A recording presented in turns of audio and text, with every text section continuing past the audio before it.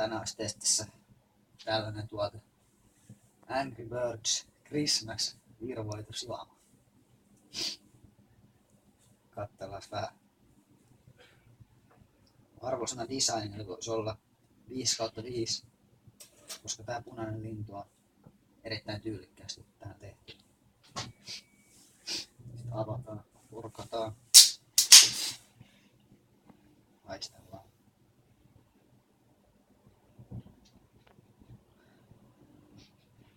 Maju voisi olla 5/5.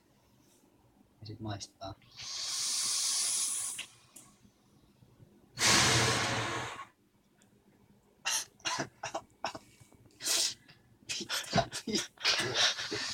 Ja maku voisi olla